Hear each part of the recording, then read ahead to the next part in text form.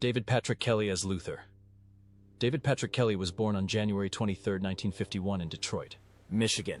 He was 28 when he appeared in The Warriors, 1979, playing Luther, the brutal and insane leader of the Rogues gang, who causes chaos during the Warriors' escape. With his crazy eyes and the iconic line, "Warriors, come play EA," delivered over the sound of clinking beer bottles, Kelly created one of the scariest moments in American cinema and turned a supporting role into a cultural icon. But behind the legendary play was a passionate actor. Kelly studied under silent comedy master Marcel Marceau and studied with Mira Rostova, Marlon Brando's acting coach. However, his career was not easy. His portrayal of bizarre, dark and realistic characters often led to him being labeled as mentally unstable. Despite this, he persisted in finding his own way, appearing in major films such as David Lynch's 48 Hours, 1982, and Wild at Heart, 1990. In contrast to the madness on screen, Kelly's private life was calm and stable. Only in 2005, at the age of 54, he married actress Juliana Francis. 3 years later, they had their first daughter, Margaret Jane. Kelly practices meditation, Seido Karate, and Tai Chi Chuan, a practice he has practiced for more than 3 decades to stay calm and away from the toxic glare of Hollywood fame. In 2025, David Patrick Kelly was 74 years old and still active. He recently reprised his role as Charlie in John Wick Chapter 2, proving that his creepy on-screen presence remains intact. His current net worth is estimated at $4 million, which he has earned through his work in film, theater, and numerous appearances at Warriors fan events. Roger Hill as Cyrus. Roger Hill, born on July 31, 1948 in New York, is an American actor who became famous with the role of Cyrus in The Warriors in 1979, when he was 31 years old. In the film, Hill plays gang leader Gramercy Riffs, who initiates a fateful meeting that leads to a night of bloody mayhem across the city. However, his real life was a long series of difficulties. After The Warriors, Hill not only failed to find another leading role, but also became embroiled in years of litigation. In 2005, he filed a lawsuit against Take-Two Interactive for using his image and voice in the video game The Warriors without permission. Although the lawsuit initially gained attention, it was quickly dismissed and forgotten, leaving Hill increasingly angry at being exploited without compensation or acknowledgement by the film or video game industries. He fell into depression and almost severed all ties with Hollywood. Hill also appeared on the television show One Life to Live and in several theater productions in New York. However, many of these projects were delayed or canceled at the last minute due to financial problems or changes in direction, causing him to repeatedly miss opportunities to restart his career. Hill abruptly moved away from the spotlight and lived a quiet life, working in a library in Manhattan and writing poetry.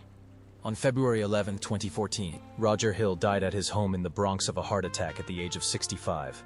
At the time of his death, his net worth was estimated at $700,000, based on his limited acting career and library work.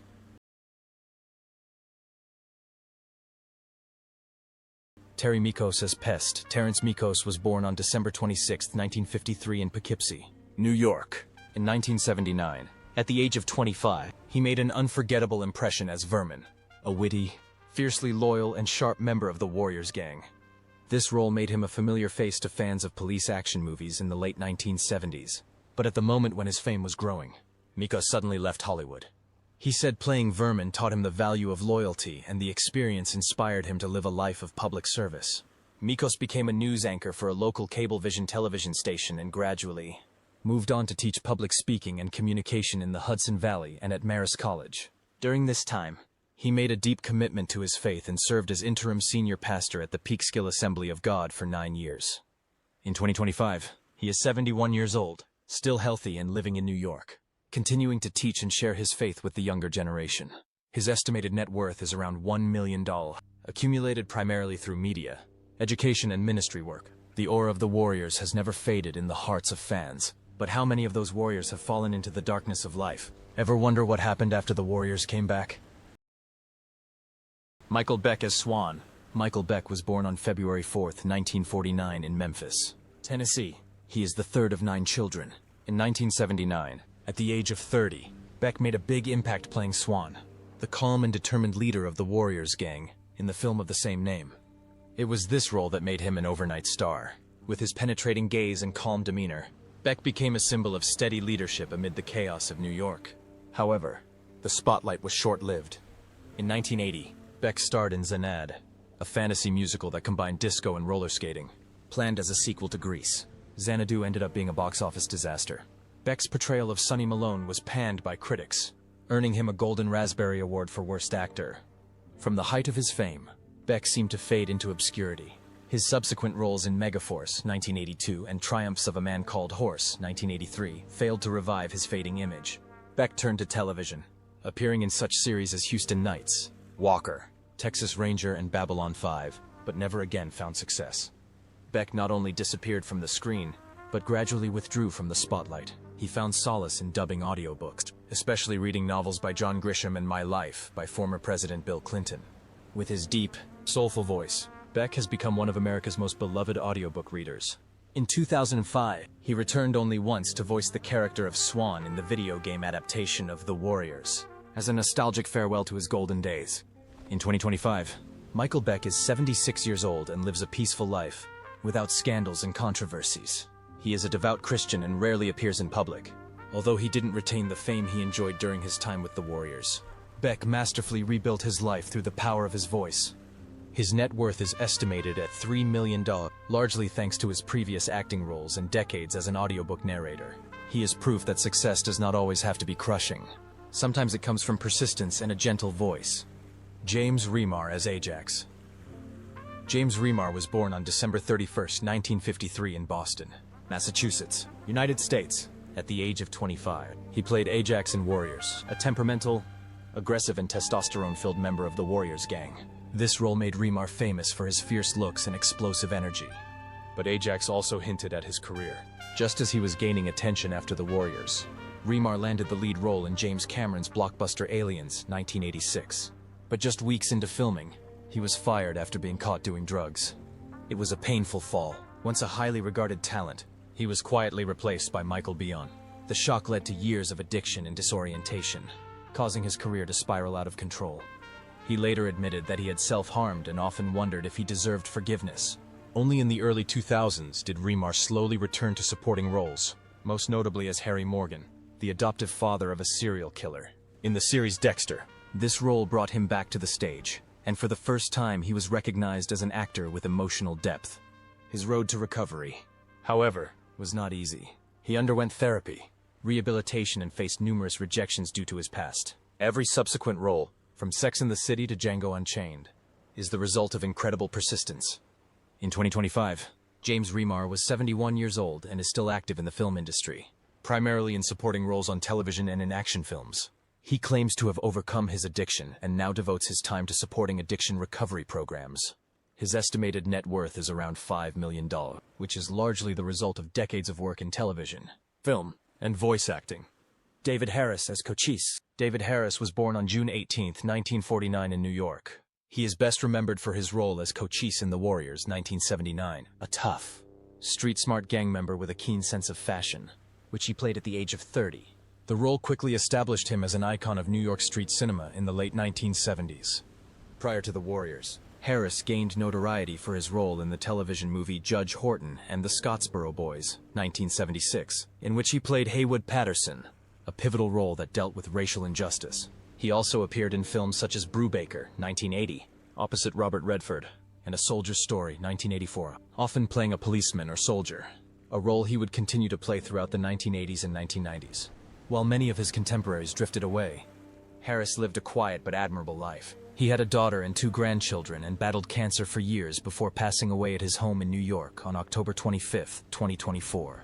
At the age of 75, his death came just weeks before the release of the Lin-Manuel Miranda tribute album, The Warriors, which devastated fans. David Harris's net worth was estimated at $2 million at the time of his death, the result of nearly 50 years of tireless dedication to the arts. Paul Greco as Sully. Paul Greco was born on October 21, 1955 in Newark, New Jersey, at the age of 24. He played Sully in The Warriors, 1979, the leader of the Orphan Gang, a group of renegades trying to make their way in the brutal world of street gangs in New York. With his impassive face and tense demeanor, Greco portrayed a chilling image of failure and thus began a challenging film career. After The Warriors, Paul Greco appeared in Woody Allen's Broadway play Danny Rose, 1984. Although it was a great opportunity, the filming process was not easy. Greco once recounted how he had to reshoot a simple action scene dozens of times because of the director's perfectionism, which left him emotionally drained. The pressures of time, Space and the spotlight put Greco under constant stress, which he described as physical and mental pain. He often felt guilty about having congenital strabismus in his left eye, which made his facial expression irregular, and he felt self-conscious throughout his career. These experiences did not make him give up, but gradually reduced his passion for art. In the early 2000s, Paul Greco's health began to decline significantly. After months of coughing and chest pain, he was diagnosed with lung cancer. The disease progressed rapidly, due to which he had to take a break from filming and cancel many collaborations. Greco lived a relatively private life, spending most of his time in Red Hook, New York, where he died on December 17, 2008, at the age of 53. His net worth at the time of his death was estimated at $1 million, mostly thanks to supporting roles over nearly 3 decades. Marcelino Sanchez as Rembrandt. Marcelino Sanchez was born on December 5, 1957 in Puerto Rico. He appeared in the film The Warriors, 1979, at the age of 21, playing Rembrandt, the youngest member of the gang of the same name, known for his graffiti and sad eyes. Rembrandt was the artistic soul of the chaotic gang world, leaving a deep mark on audiences for generations. However, after The Warriors, Marcelino's career did not take off as expected. He went on to take brief supporting roles in shows like Chips and Hill Street Blues. But Hollywood still seemed to see a typical Latino face, rather than a talent waiting to be discovered.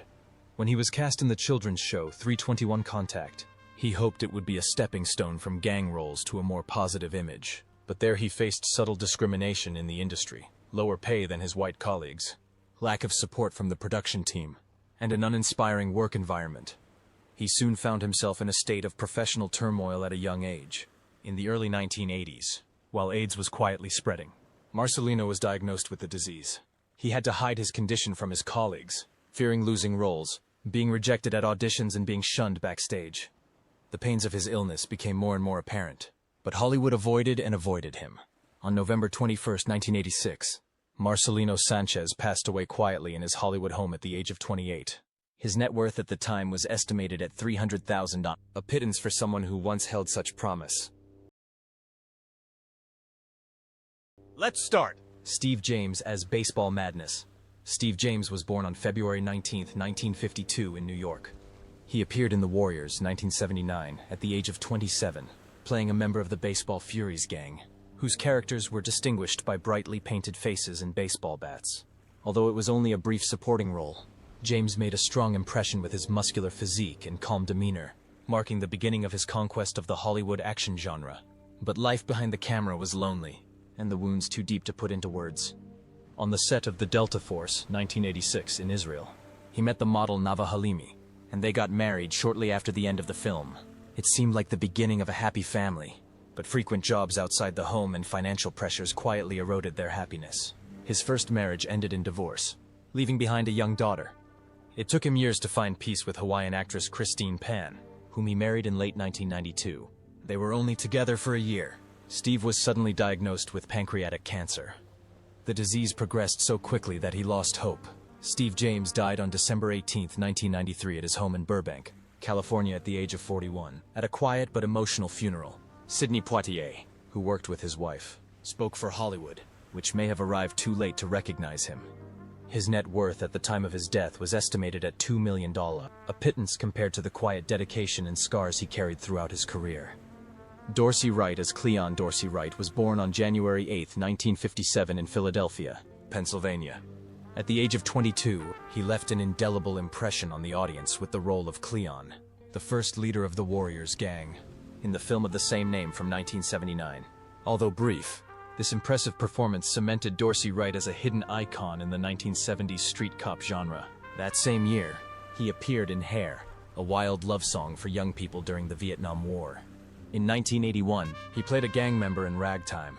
And in 1984, he played Junior Jones in The Hotel New Hampshire, an adaptation of the John Irving novel. However, his career quickly declined.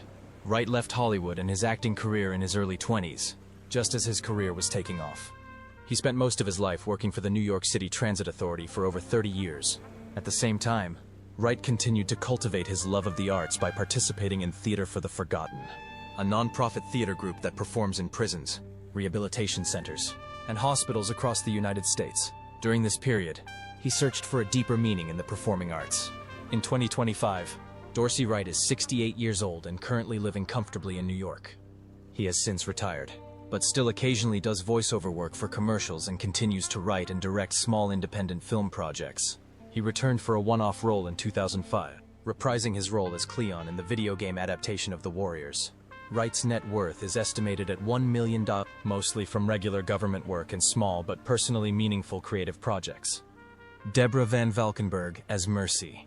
Deborah Van Valkenburg was born on August 29, 1952 in Schenectady, New York. At the age of 27, she played Mercy in The Warriors, 1979, a strong and rebellious woman who joined the Warriors gang amid the chaos of New York. Her character left a lasting impression with her mix of strength and vulnerability rarely seen in action films of the time. After the success of The Warriors, Deborah continued to captivate television audiences with her role as Jackie Rush in the sitcom Too Close for Comfort, which ran from 1980 to 1985. Although she was never involved in major scandals or controversies, Deborah went through a difficult period in her career in the 1990s, when she began playing smaller, less notable supporting roles. However, her passion for art never waned. She studied dance, singing, and puppetry with the legendary Jim Henson and performed in numerous independent and Broadway productions. In 2012, after years of silence, she made a surprise comeback, winning the Polygrind Film Festival Award for Best Supporting Actress for her role in Highway to Hell. It was a stunning artistic rebirth, showing that her passion for acting remains alive after more than 3 decades in the industry. In addition to filmmaking, Deborah is also a trained artist, with a BA in Fine Arts from Pratt Institute, and she says art saved her from feeling lost when her acting career slowed down. In 2025, Deborah Van Valkenburg was 72 years old. She stays strong and regularly attends the Warriors reunions, interacts with fans on social media, and occasionally stars in independent films. Her net worth is estimated at around $2 million. It is not an excessive amount, but it reflects the simple and stable life of a true artist, devoted to her work for more than 40 years. Lynn Thigpen is DJ. Lynn Thigpen was born on December 22, 1948 in Joliet, Illinois. At 30, she shot to fame as an anonymous DJ in The Warriors, 1979, revealing only half of her face behind the microphone. But her warm, strategic voice carried the film. Despite her short screen time, she brought emotion, rhythm, and personality, becoming an integral part of this cinematic legend. However, Lynn's career was not easy. As a black woman who entered the entertainment industry in the late 1970s, she was often passed over for leading roles. After The Warriors, she turned to Broadway and educational television, where she became best known for her role as the matriarch in the children's series Where's Carmen Sandiego? Although she was loved, her television career wore her down, with demanding filming schedules and salaries that did not match her fame. Later, Lynn complained of severe headaches, but her busy schedule prevented regular checkups. On March 12, 2003, just hours after leaving the set of The District with a severe headache, Lynn Thigpen died suddenly in her sleep from a cerebral hemorrhage. At the age of 54, she never married, had no children, and left a huge artistic legacy. At the time of her death, her net worth was estimated at $1.5 million, primarily from her work in television, theater, and voice acting, particularly in video games such as Carmen Sandiego.